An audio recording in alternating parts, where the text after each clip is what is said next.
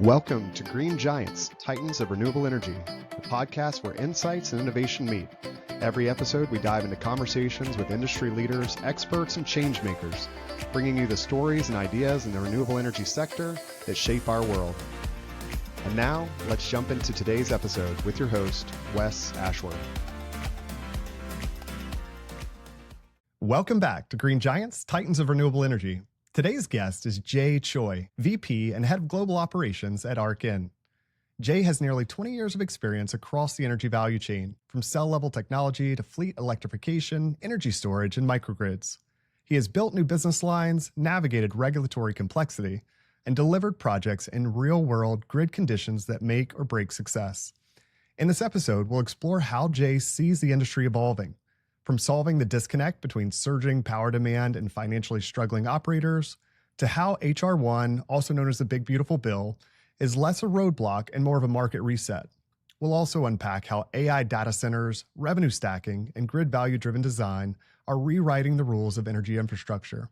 Let's get started. Jae, welcome to the show. Hi, Wes. How are you? Thanks for having me. Doing well. It's great to have you. And as always, we'll kind of start at the beginning. So how did a career that began in engineering evolve into leading global operations at ArkN? Well, I got to say, to be honest, more than half is luck. Yeah. Accidental, and things just kept on shifting and evolving into a career, really. So I started my career as a test engineer working for a small startup in Van Nuys, California, building, testing battery cells and also battery modules for small CNI and also high-end residentials. And naturally, I got more and more involved on all the front up until the execution of all projects, all the way from initial customer engagement and the behind the curtain activities that involving testing, designing, and also commissioning systems before we deploy. So I got naturally exposed to back-to-back process in small scale. And that was early exposure into recognize the importance of getting things right first get-go, all the way from the initial design, the procurement plan, and also the commitment, both technical and the financial commitment to the customer in terms of money saving for their electric bill, as an example, has to be done right from the get-go so that there is no hiccups or minimum hiccups down the road. Yeah, I love it. You've got an impressive career, obviously, in what you've done. Was there a defining moment that either shifted your focus to energy storage and electrification? Sort of how'd that transition come about? Yeah, there was a project early in my career that really stuck with me. Technically, everything worked. Everything looked good on paper. The system performed exactly as designed. However, the project still failed in terms of the financial performance. It failed because the business case didn't hold up. It was an eye-opening experience for me. It made me realize that the real challenge was not just about building good technology or good system on the technical side. It was making the economics work so project can survive in the market. And that's what pulled me into large-scale energy storage and electrification as an asset operator. And battery storage in particular is where the technology and the business models meet. It's the piece that makes clean energy reliable and financially viable. Once I saw that, I knew this was the space I wanted to dedicate myself to. Yeah, it's incredible. And your story sets the stage perfectly. I want to zoom out a little bit to just big market picture. Demand for electricity is exploding. Profitability maybe isn't keeping pace, and I want to dig into why. So let's talk about hyperscale AI centers and fleet electrification. Why is the demand surge not necessarily translating into business viability for some developers and CPOs or charging point operators? A great question.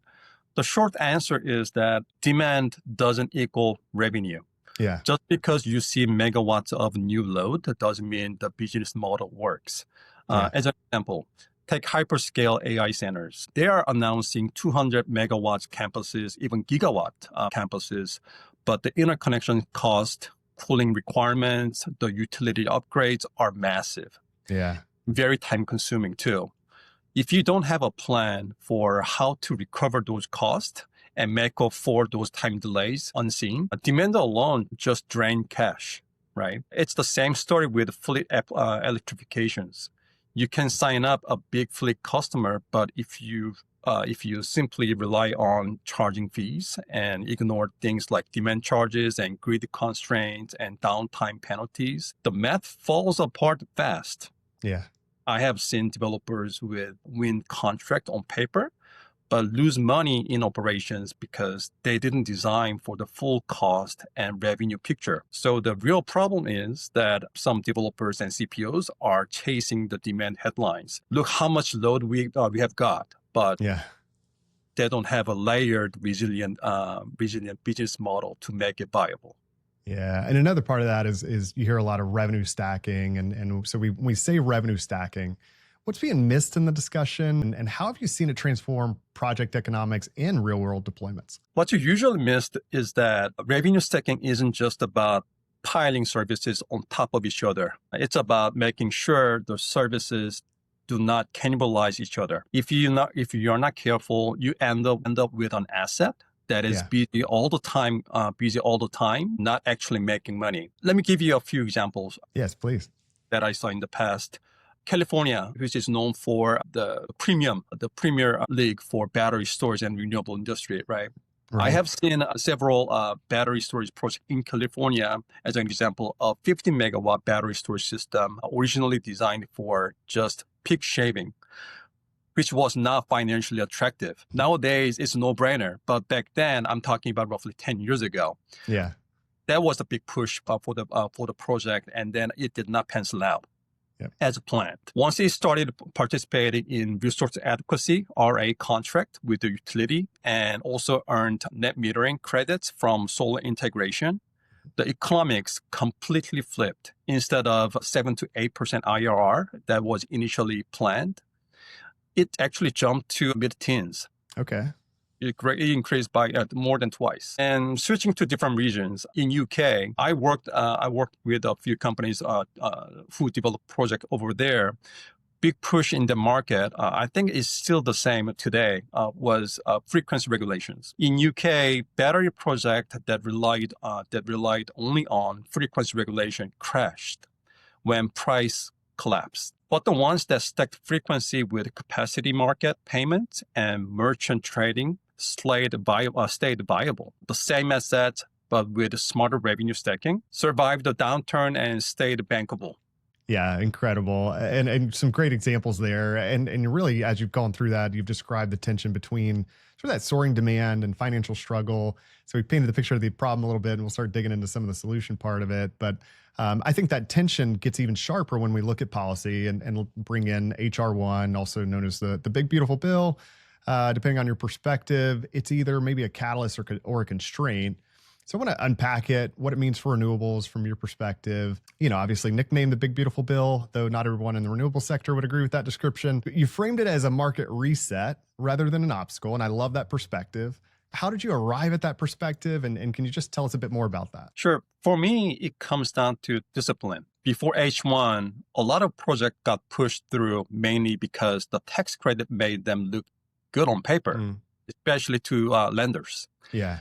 Once those credits shifted, the economics didn't hold up, and we saw a lot of shaky deals. To be honest, that includes some of the projects that we have had through our subsidiary companies. H1 forces developers and investors to focus on projects that actually deliver value to the grid.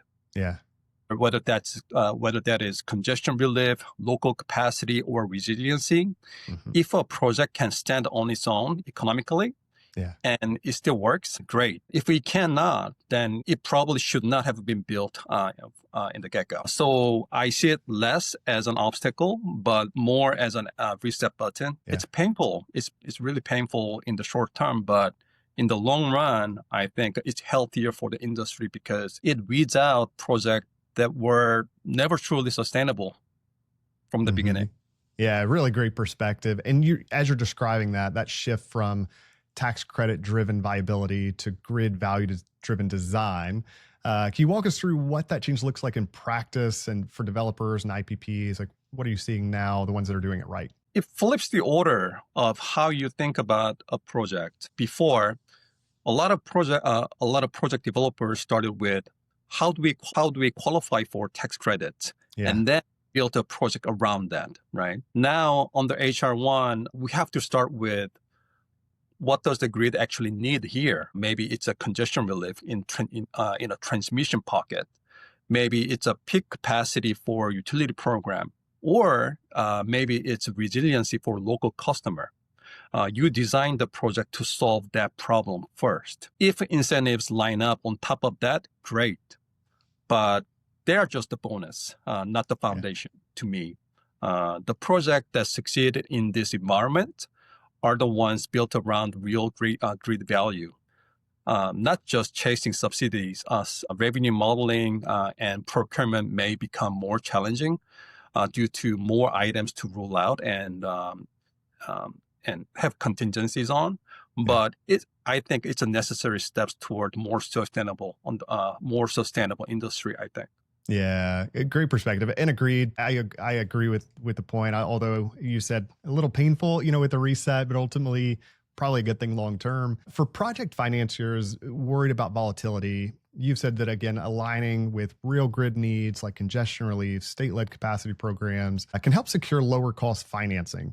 How does that play out in just real deal structures? The difference is how predictable the cash flow looks. If your only plan is to chase merchant arbitrage and frequency markets, the lenders will see a lot of risks.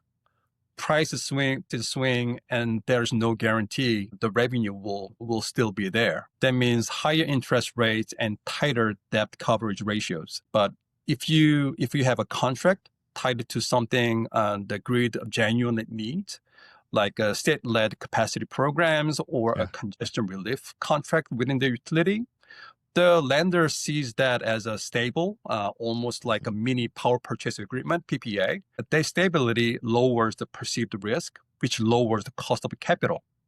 In practice, I have seen projects that could only get 50% debt coverage under a pure merchant model, jump to 70 to 80% once they locked in a grid services contract.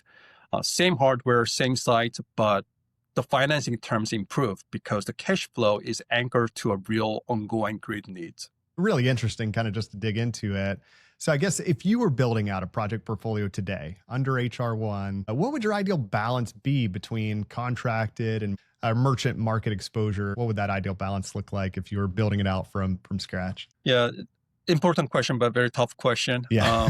So I would probably target about 70 and 30 split, 70 being contracted, 30 being merged.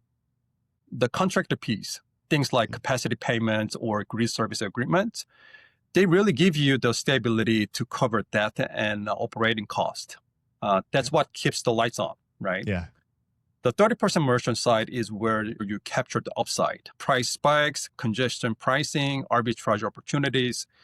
You don't want to rely on that for survival, but if you do want exposure to it, because that's where the real upside comes from. So it's really about balance.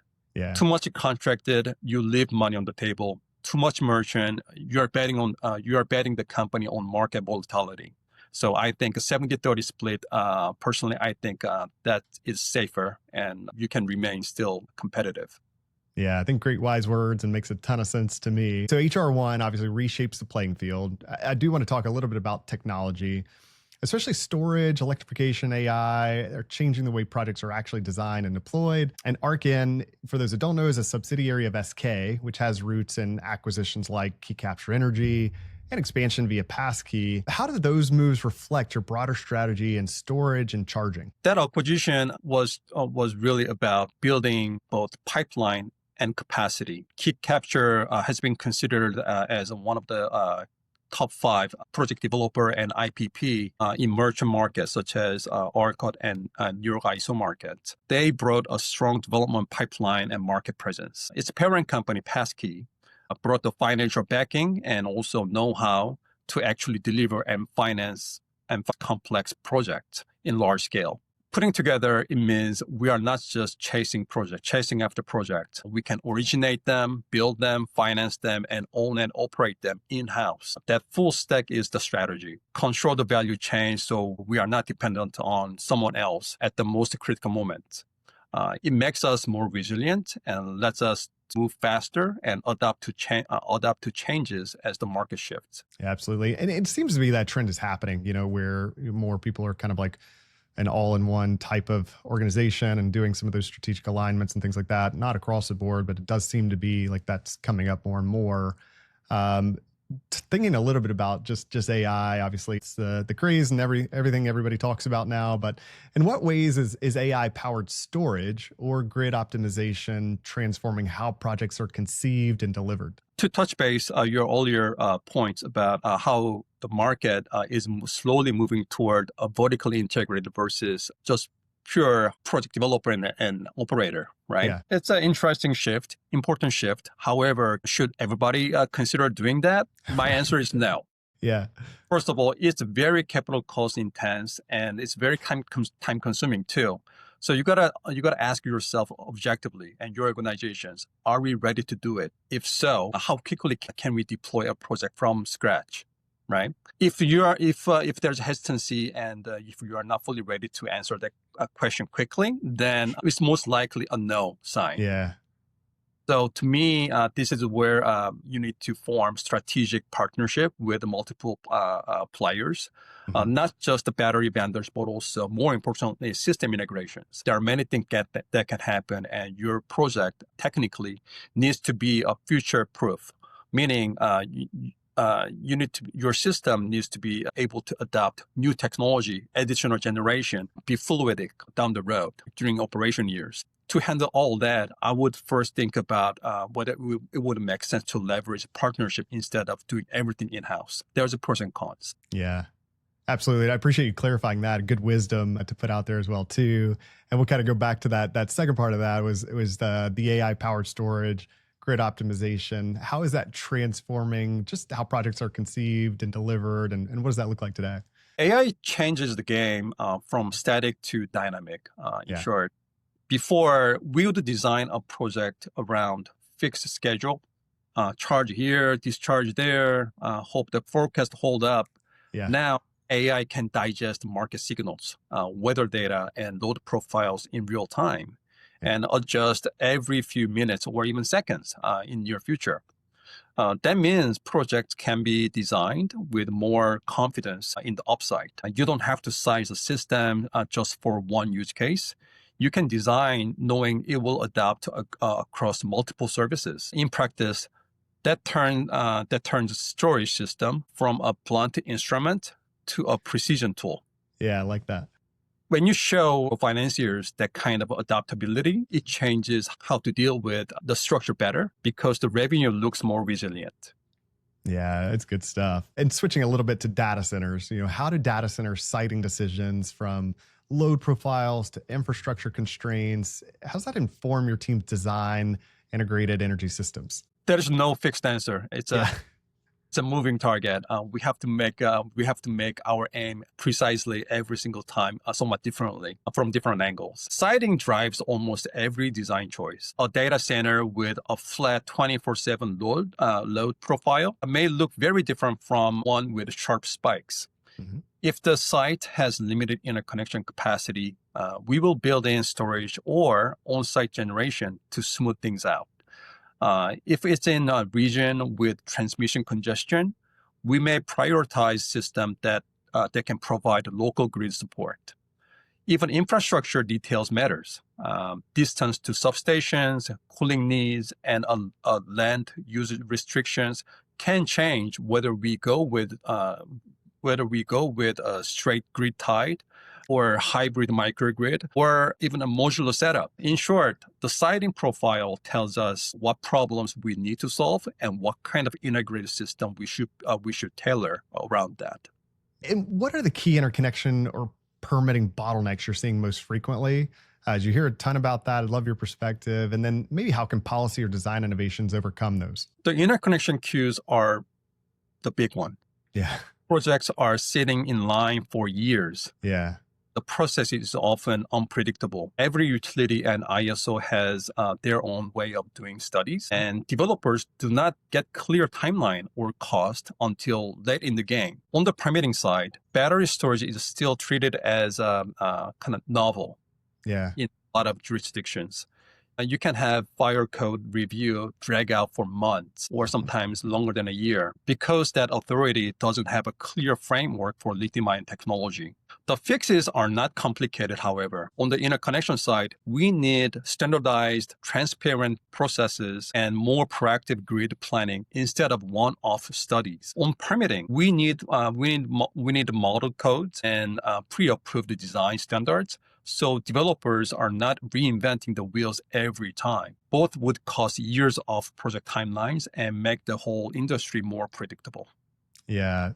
And I love hearing the solutions are simple, and I would agree they are, but yet, it still just seems like a battle. I guess, how far away do you think some of those simple solutions are? What needs to happen or change? Like, from your perspective, like, what is there hope on the horizon? What timeline that looks like? And we've heard so much, years and years and years around just the interconnection queues, and you're right. It seems it's, somewhat frustrating at times when you're like, the solution's somewhat simple, but why can't we get there? I think we need a phase step approach. Instead of working on transmission level, maybe it's a perfect timing to laser focus on nodes and even lower level in the electrical grid system and work closely with the utilities and local customers who has big loads and try to resolve what problems they have and how to pencil it out for both solution provider perspective and also for the local utilities and the local customers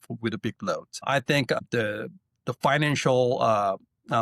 good sounding financial strategy will promote to resolve issues faster and expedite those technical and permitting related issues one by one. It's a slow process. I wish there is a standard way of fast track everything and streamline everything for large scales for developers, but I just do not see that movement yet. Yeah, it's good to know. I think a little hope may be on the horizon at some point.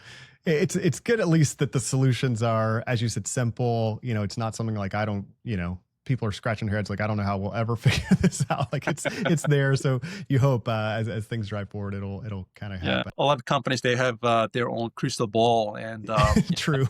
Try to foresee the future. Yeah, mine's broken. So behind all this, thinking about, policy and some of the challenges and things like that are the people, who really have to, they're the ones navigating the volatility, adapting strategies, staying resilient. And I want to talk about leadership in this moment of transition. And for you as both a strategist and a mentor, how do you help your team navigate volatility and stay resilient? I try to keep the team focused on what we can actually control, building safe, reliable projects that deliver value. Market swings, policies changes, but if you nail the fundamentals, you don't get knocked off balance. The other piece is communication. I'm transparent about the challenges and the risks. Yeah.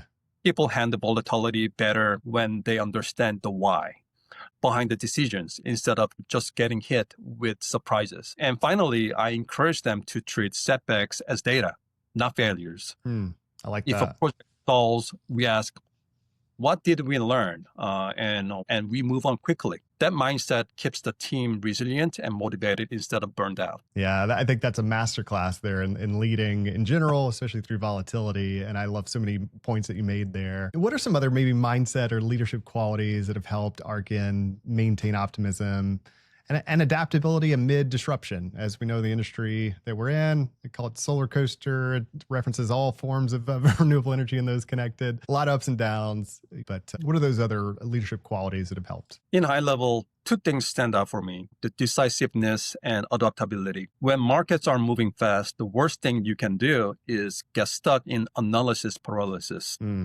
I'd rather make a clear decision with 70% of data and adjust later than wait for perfect certainty and miss the window. The other piece is adaptability. We have had a project that looked solid for 1 month and didn't pencil out the next month.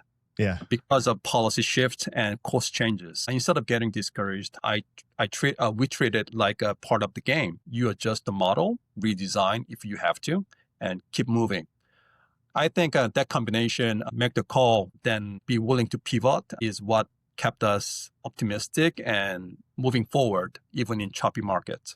Yeah, I love that. I love that perspective. Let me ask you a question just following up to that. So when you're hiring for your team, In knowing the market volatility, are there certain traits that you look for kind of as a baseline to be there to know, yeah, this person will be okay? The little encouragement, a little leadership, they'll ride the wave and figure it out. Yeah.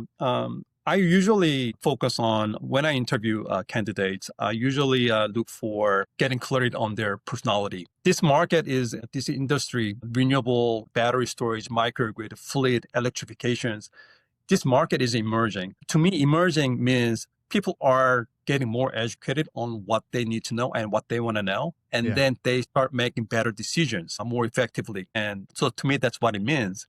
And that yields a lot of uncertainty, a lot of variables on the technical side, especially. There are two types of engineers. There are engineers who enjoys taking on new challenges, working through problems, and solving those problems in teamwork environment versus very static engineers who wants to work in very strict and fixed process with fixed data parameters every single time. I put higher value on the first case because this market is evolving and it's not going to stop shifting and moving. So I usually ask candidates what their biggest challenges and what frustrate them when they design something. Yeah, that's great. Great perspective. And I found the same. I think those two types are there and we need both. Both are very important. But if you put one or the other in the wrong place or the wrong industry, you start having some problems. So I was glad to hear you say that. And I would agree, having the ones that are just a bit more hardwired to, hey, I kind of enjoy it. I like a little bit of the uncertainty and things evolving and moving fast. And that's just a fit perspective, in my opinion. So is there a vivid win or breakthrough, whether it's technical, operational, strategic, that sticks with you as proof that these layered strategies just work? Yes, one project really stands out. It was struggling under its original model because it relied on a single revenue stream and the return just wasn't there. Instead of walking away, we redesigned it because it was within our ownership and operations. But eventually we sold it out. But to resolve those financial and revenue related issues, we layered in a grid services contract, added fully charging during off-peak hours, and fine-tuned the dispatch with better control. Within a year, the project went from barely breaking even to solidly profitable. The same hardware, same site, just a smarter strategy. For me, that was a proof that these layered approaches are not just theory. When you design around multiple value streams, you can take a project that looks like a loss and turn it into a win. Yeah, that's incredible. I love that example. And as we've kind of looked through, like the challenges are steep, but I think so are the opportunities. There's a ton of opportunity. I want to transition a little bit and look at what comes next. So looking ahead, what does successful electrification and sustainable infrastructure look like 5 to 10 years from now? Again, looking through my own crucible, to me, success looks like integration. Battery storage, renewables, and loads all working together as one coordinated system instead of a separate asset. For fleets, that means charging that is reliable and cost effective because it's paired with battery storage and grid services. For AI data centers, it means they can expand without sustaining the grid because the energy system around them is designed to flex. In 5 to 10 years, I think the project that stands out will be the ones that do not just deliver electrons, but deliver resilience and systems that can adapt in real time, support the grid, give customers predictability. And that's what sustainable infrastructure looks like. Absolutely. And then, so how does ArkN or the industry at large need to evolve to support emerging segments like AI data centers or mass fleet transitions? We've again painted that problem a little bit earlier, but what needs to happen to support those emerging markets? In high level, I think we need to start treating flexibility as a product, not as a side benefit. Yeah.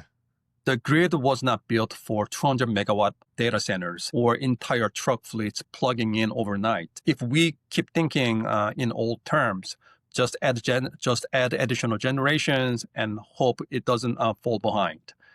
That means market rules have to reward flexibility services. Financing models need to back projects that can shift and adapt. And permitting has to catch up with technologies like battery storage and advanced charging technologies. In short, the industry has to evolve from build more capacity, build more supplies, to design system that can actually flex. That's the only way we will keep up with the scale of AI data centers and fleet electrifications. Absolutely. It's a great perspective. Again, it really helps just shine a light on what needs to happen, where things are headed, and hopefully, that does occur and happen. I'll ask you this, since we've got your crystal ball out, if you could enact one policy or technical innovation just to accelerate your vision, what would it be? Yeah, I think a lot of project developers and as operator will name this one thing in common. I got to pick this one. It would be national interconnection reform. Right now, we have got gigawatts of projects stuck in queues because every utilities and ISO runs their own very, very slow. If we had a standardized, transparent framework with predictable timelines, we would unlock an enormous amount of clean capacity that is already waiting to be built. That single change would move the needle more than any new subsidy or technology can do. Absolutely. Hopefully, your wish comes true and we can just get out that crystal ball, make that one happen. That'd be a great one. So kind of like getting closer to time before we wrap, I want to leave the audience with some personal wisdom and inspiration from you. And we'll spend a bit of time here. So for fellow leaders under pressure, I think maybe when I've seen not everybody's gone through it as long, there's a bit of uncertainty, maybe those that haven't been in this industry quite as long. So leaders out there that are all under pressure, kind of feeling it, what advice would you offer to them to just stay future oriented and innovative? It's about balance, but first and foremost, I would say don't waste your energy trying to predict every curveball because it's impossible. Yeah. Market will always throw surprise at you. What matters is building a team and portfolio that can take a hit and keep moving. The other piece is carving out some space for forward thinking, even when things are chaotic, like today. Yeah. If you are only firefighting, you will never innovate, right? I normally block some time, especially in the morning, to step back and scan the horizon and ask, what is changing and how do we get ahead of it? Yeah. That discipline keeps you future-oriented. I love that. And can you break down practically, like, what does that time look like when you reserve that time to just look out at the horizon? How long is it? What's the environment? And then how do you do that? Because I think you hear that a lot, right? And I think that is important, but many just get stuck in that day-to-day firefighting and in it, and maybe just don't even know where to start with that. Yeah. My day-to-day is usually composed of 3 parts. Early in the morning, starting at 6 a.m. to 8 a.m., I don't read emails. I usually immerse myself onto the task that I worked on yesterday.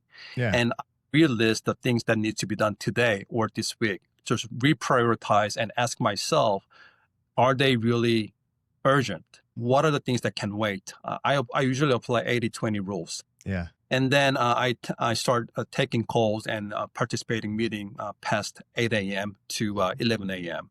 So to me, these are the most critical meetings. I usually put together meetings that are important back to back early on. And then I put some non-urgent, not as important meetings in the later time slots. Yeah, that I love that. And just like a real life practical advice there and how to do that. I don't know if you've seen it. So there was this analogy at some point, and there was a kind of a glass, round container, and the person had big stones and some sand and some pebbles. And what they did was they put in the sand first, which is like those little, maybe lower priority items that typically we tend to gravitate towards first, of just, it's right in your face. Let me just deal with the sand. And then they put in the gravel, then they put in the stones, and it's overflowing. You just can't fit it all in there. And then when you do the reverse, you take these big stones, you put those in first. And then, it was the pebbles and then the sand, and it all goes together, and you end up with actually space at the top. But it's sort of the perfect illustration for what you just described, and just how important it is. It's simple, but it's not easy to do, but really powerful when you are able to do that. I'll ask you another question. So what excites you personally about the long-term clean energy trajectory? Help give people some hope, and what you're excited about, and what you're looking at in the future. When I first started my career in this industry, somewhat accidentally, yeah, it was I just hit my 4-year mark in my career at that one small startup in Van Nuys, California. And my wife came to me and she looked concerned and she was carefully asking me a question. Jay, I think it's time to reconsider your career path. Dealing with battery system, it sounded exciting. However, is the market really growing? Yeah. Valid question. I think a lot of companies, especially fresh out of college people who are looking into renewable system but do not know exactly where to start, they may have similar questions, right? Yeah. Now, all these ITC for renewable is going away, and the battery storage seems to be stuck due to domestic content, and no one is making a huge success being pure American companies yet. But what I want to say is that have some faith there, and then because it just works. If you think about it in high level, it's just a matter of time. It's a matter of when, not if. What really excites me is that we are past the debate whether we are going to transition. It's happening. Yeah. It has been happening, and it's bigger and deeper in terms of market size and the maturity of the market. The only question that is left are how fast and who is going to lead it. That shift is powerful because it means we can focus less on convincing people, but more on competing to build the best solutions. For me, that's very exciting. We are in a race to shape the future, and it's wide open. Yeah, that's incredible. I love that. I'll ask you another question. So if you're thinking about, you mentioned sort of new professional, fresh out of college, getting started in the industry, thinking about them being a future leaders of the industry. These are future directors and VPs and CEOs and all those kinds of things. What advice would you give them early on in their career that maybe will help set them up for one day when they're in that, executive seat, leading a company, leading an operation that will help them along the way?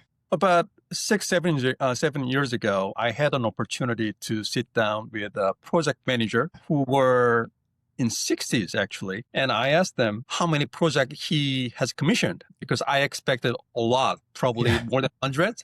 But his answer was only 5. Okay, yeah. Only 5 throughout entire his career. And he was one of the best engineer and also project manager for the company. It was a different divisions than our renewable battery sector. He was in charge of project executions for nuclear power plants. Uh-huh. It says it all. Building one project nuclear power plants takes such a long time for planning, execution, permitting, designing, execution, and commissioning and operation. It's a long marathon. Yeah. If you are lucky, you may end up commissioning 4 to 5 in your life, but he did more than 5. Yeah. But in this industry, renewable, everything shifts, fast-paced, technology changes, and things are evolving. Yeah. And you will have a great fun. If you are one of the person who enjoys new technologies and building and taking on new challenges, then you will love all these new technologies, communicating and learning from new vendors, new technology developers, and contemplate how to utilize those different Lego pieces and make it into something brand new, totally new. It's a great market to be in. So staying curious, studying the new market shift, whether it's policy or technology, if that is your thing, then my advice is to stay curious and always study and learn. Yeah, I love that. Great words there. Let's see, in one practical takeaway, what's the biggest shift, either in strategy or mindset, that you hope listeners will dig into tomorrow after they've listened to this episode, digested it?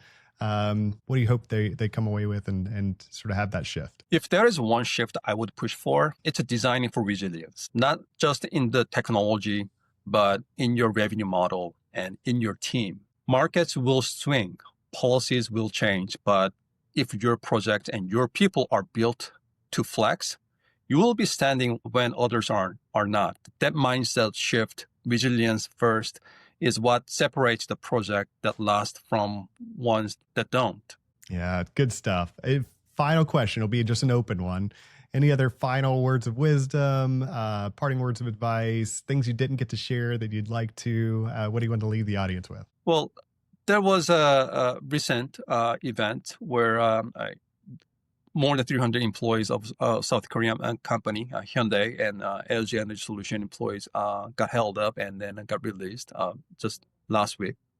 It raises many red flags. First, if it's the main goal to invite foreign companies to invest in the U.S., two questions arises. One, to the foreign companies, are they really have a good understanding on the local regulations, not just a permitting purpose, but also as basic as legitimate entry to U.S. to bring their people to start building the factories, right? And secondly, for U.S. government side, are they really promoting this program, inviting other foreign companies to make an investment in the U.S. in fast track? Because in renewable, like I mentioned earlier, renewable industry is moving fast. If someone is building a factory, the chances are they already have a locked-in customer to deliver their product and services in 3 years, in less than 4 years for sure. Yeah. Time is already ticking, right? So all these environmental factors need to work out as a whole. It's not just about whether or not a certain factory has reached a certain failure threshold to be qualified as a tier 1 and to be called as a high quality product, right? That comes later. What's more important at this stage is the readiness as a market on both policy side, the government, and also and other aspects of the market. Yeah, no, good stuff, good perspective. Again, just to hear it, I have a real idea of kind of what's happening out there and some of the challenges and what we can do about it. And I love it. But Jae, thank you so much for bringing such clarity and perspective to this conversation. Really from revenue stacking to grid value driven design to rethinking HR1. You've shown how strategy and innovation can turn today's challenges into tomorrow's opportunities. And I love that optimism.